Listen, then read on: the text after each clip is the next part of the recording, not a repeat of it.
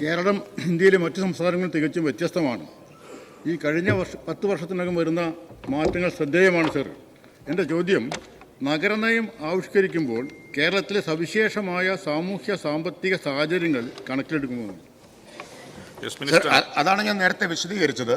കേരളത്തിൻ്റെ സവിശേഷ സാമ്പത്തിക, സാമൂഹിക, രാഷ്ട്രീയ സാഹചര്യങ്ങൾ കൂടി കണക്കിലെടുത്തുകൊണ്ടുള്ള നഗരനയമാണ്. അതാ നേരത്തെ പറഞ്ഞത്. സാമൂഹിക നീതിയിലധിഷ്ഠിതമായ വികസനം, നഗരത്തിൻ്റെ രീതിയിൽ സ്വാഭാവികമായി വളരുക എന്നുള്ളതല്ല, നഗരം എല്ലാവർക്കും അവസരങ്ങൾ നൽകുന്ന തരത്തിലുള്ള നഗരവൽക്കരണത്തിന് വഴിയൊരുക്കുക എന്നതാണ്. അതിനാണ് സർക്കാർ ഒരു നയം ആവിഷ്കരിച്ചിട്ടുള്ളത്. ഒരു കാര്യം കൂടി ചൂണ്ടിക്കാണിക്കാൻ ആഗ്രഹിക്കുന്നു സർ. ലോകത്തെല്ലായിടത്തും വിവിധ രാജ്യങ്ങളുടെ GDP-യിലേക്ക് ഏറ്റവും വലിയ സംഭാവനകൾ നൽകുന്നത് നഗരങ്ങളാണ്.